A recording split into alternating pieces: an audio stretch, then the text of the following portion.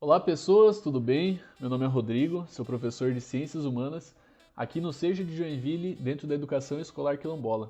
E o nosso tema de estudo desse mês será os engenhos de farinha de mandioca na formação socioespacial da região da Baía da Babitonga.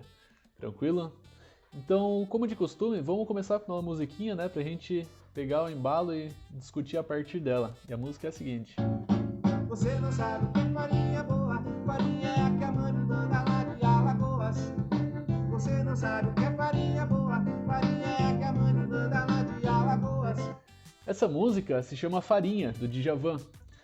Eu vou enviar ela completa para vocês, né, o link para vocês acessarem a completinha, porque ela é muito interessante, ela tem um videoclipe que mostra a produção, né, o método de produção de plantio, de descasque, de moer a farinha, de torra, lá da região da Alagoas, que é uma produção diferente aqui de Santa Catarina. A gente já vai ver por no que se dá essas diferenças, né, os motivos dessa diferença. Mas a partir desse pequeno trechinho aqui, que é só o refrão, né, por menor que ele seja, a gente pode tirar bastante coisa dele, né? Duas, especificamente. A primeira que ele fala, né? Farinha é que a mãe me manda lá de Alagoas.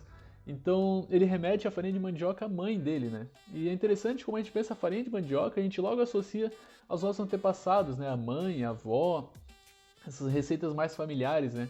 Ao pirão de feijão, ao pirão d'água com linguiça, ao pirão d'água com tainha, né? Que a gente come muito no inverno, a melancia com farinha, laranja com farinha.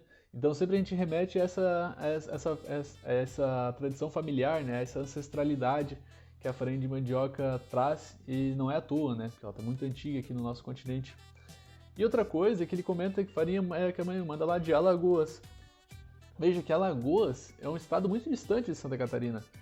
Mas, o que demonstra pra gente que a farinha de mandioca ela está dispersa por todo o Brasil, por todo o continente, na verdade. E a gente vai ver agora, nesse momento, né, como que se deu a origem, né, da farinha de mandioca, essa dispersão pelo continente e os usos dela. Lembrando sempre que esse vídeo aqui é uma introdução, ele é um recorte, né, ele é um convite ao que a gente vai estudar no nosso mês, que a gente vai se aprofundar muito mais nas nossas aulas presenciais, às segundas-feiras, e na aula remota nas quartas-feiras.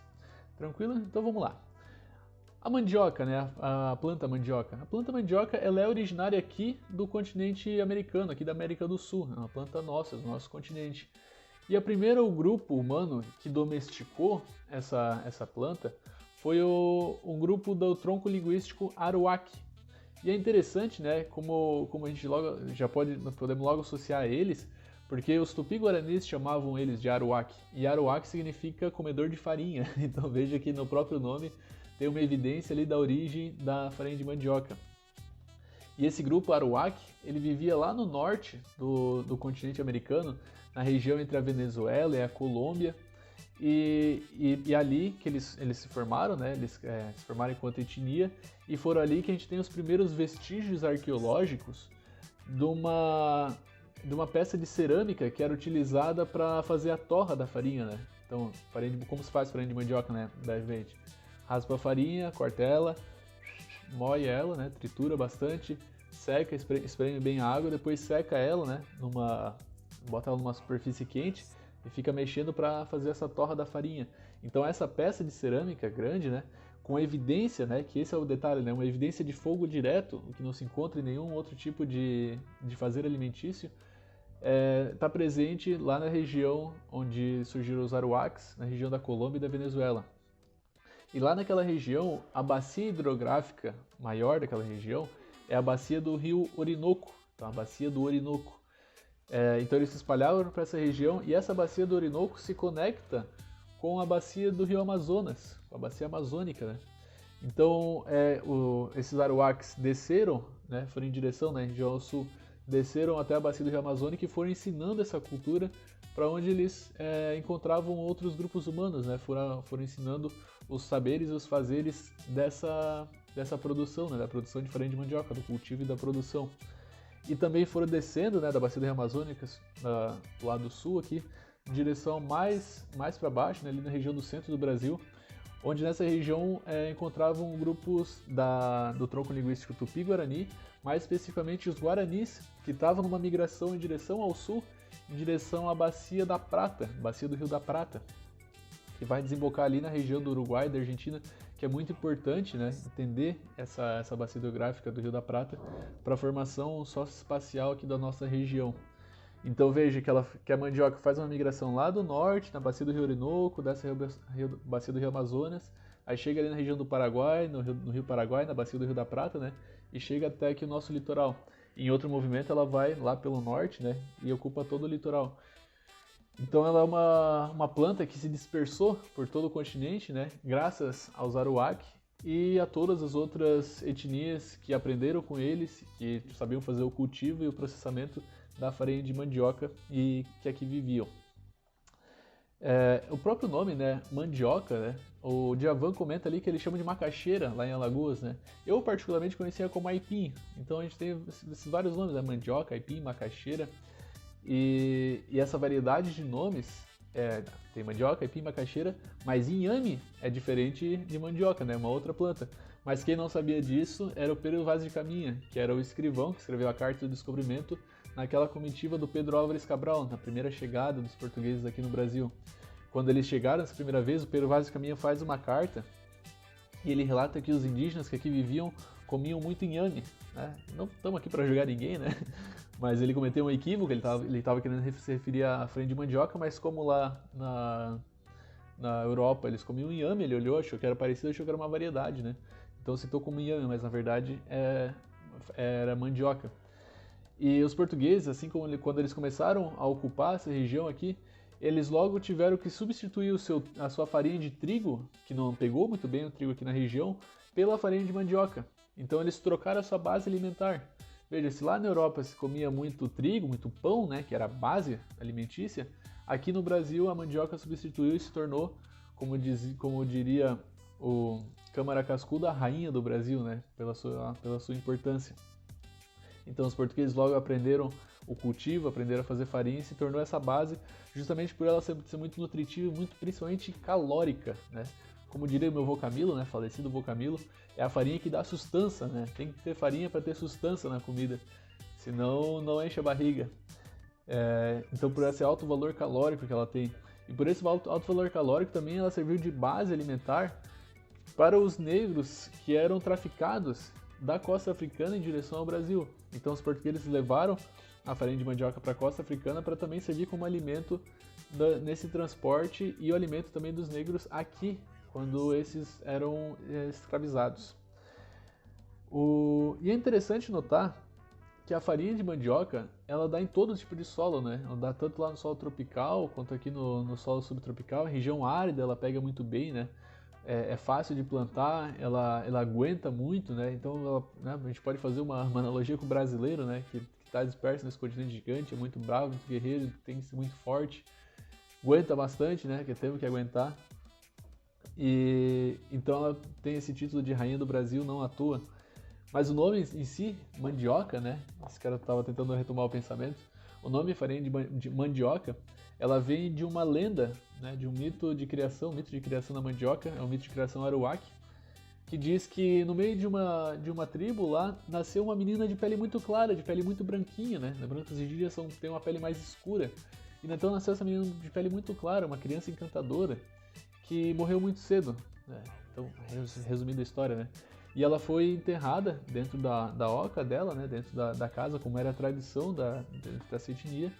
E aonde ela foi enterrada começou a nascer uma plantinha. Começou a nascer uma planta, a crescer, essa planta cresceu muito grande. E quando eles tiraram, né? Quando eles foram colher ela, arrancaram e viram que nas raízes, né? Na raiz, na terra, onde estava enterrada essa menina, essa criança, tinha uma raiz muito grande de pele branca, né? Tipo, ou seja, de pele não, de interior muito branco como a pele dessa menina que se chamava Mani. Então, Mani é essa criança e Oca é casa, né? Oca é casa, por isso que eles moram na Oca. A Oca significa casa. Então, Manioca é a casa de Mani. E a gente vê essa presença da menina Mani no nome de Maniba, também, o Maniva, desculpa. Maniva é o toquinho, né? Toquinho de mandioca, da árvore da mandioca, que é usada para plantar no solo para ela brotar, né? Para brotar e crescer. Então era chamada de Maniva. E ali também a gente percebe, né, Mani, dessa menina Mani, e Iba ou Uba, né, esses dois sufixos, é usado para as árvores, né? Então, Itaúba, né, pedra, Itaúba, madeira dura como uma pedra, né? Então, Maniba, ou Manuba, né, Maniba, é árvore de Mani, né? Maniba, que hoje na portuguesada ficou Maniva. Então, conhecendo essa história, né, pensando, só fazendo uma retomada, né, pra gente ir para aqui para a região especificamente. Então, a farinha de mandioca, ela é domesticada lá no norte do continente, desce pela bacia do Rio Orinoco, bacia do Amazonas e chega aqui pra gente na bacia do Rio da Prata. E quem que vivia aqui? Que grupo indígena que vivia aqui nessa região? Era um grupo Guarani, especificamente os Carijós, que habitavam desde ali de Cananéia, no sul de São Paulo, até a Lagoa dos Patos, no Rio Grande do Sul. Todo esse litoral era ocupado pelos Carijós, há pelo menos 400 anos antes da chegada dos portugueses. E eles já plantavam mandioca, eles já faziam uso da farinha de mandioca. E a gente tem esses relatos a partir das primeiras navegações dos primeiros europeus que aportaram aqui. Por exemplo, Sebastião Caboto, em 1626. Ele já relata o uso de farinha de mandioca pelos indígenas. O Dom Rodrigues de Alcunha, quando ele fundeou ali quando ele lançou a sua âncora na Bahia Sul, lá de Florianópolis, ele foi para a terra, né, para pegar víveres, né, ou seja, para pegar alimentos, e pegou farinha de mandioca também. Isso está nos relatos de viagem. Então a gente percebe que a farinha de mandioca já estava aqui na nossa região. E como que chegaram os engenhos, né, especificamente da Baía da Babitonga, né, aqui na nossa região?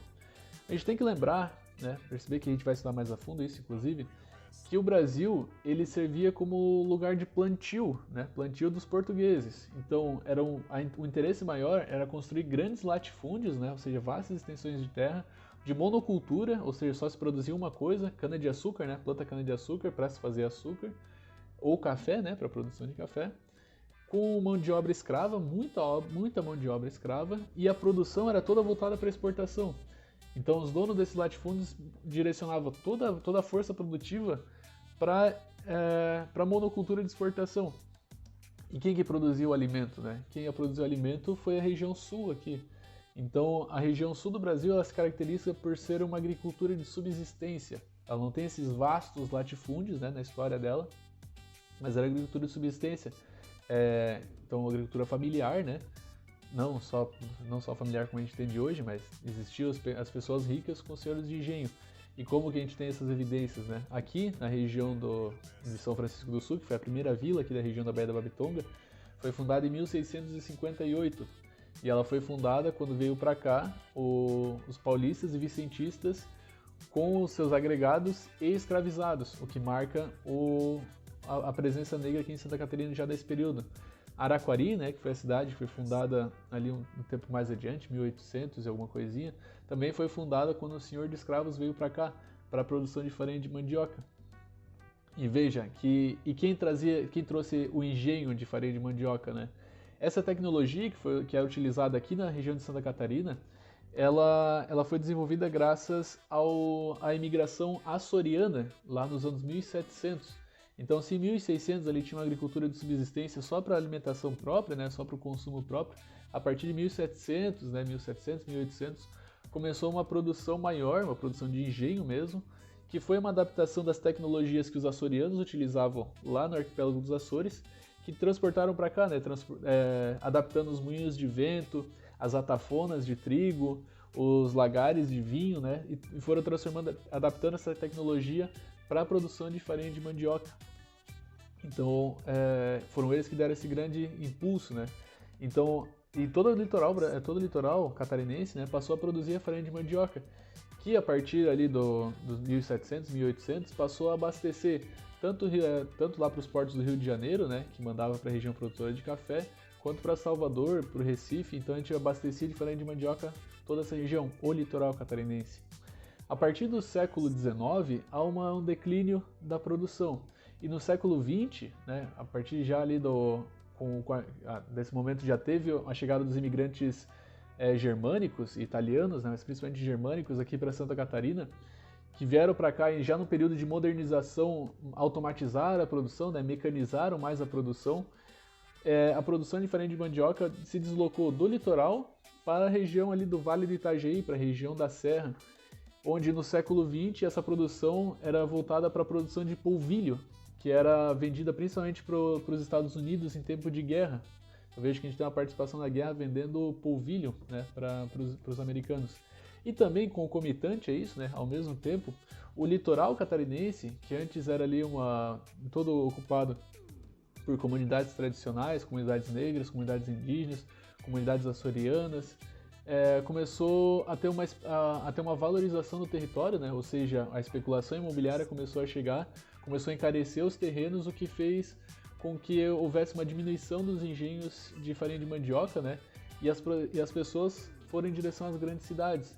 Então, se antes aqui em região de São Francisco tinha 50, 60 engenhos de farinha de mandioca, hoje tem 1 ou 2, 3, né? A gente tem que fazer uma pesquisa mais aprofundada, mas ali na região de São Francisco do Sul tem um engenho de farinha de mandioca.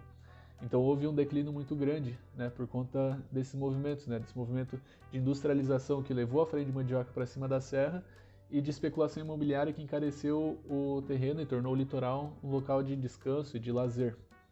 Então vejo que as dinâmicas sociais interferem na formação social, né? As dinâmicas econômicas interferem na formação social e no modo de produção de vida e de cultura dessa região aqui.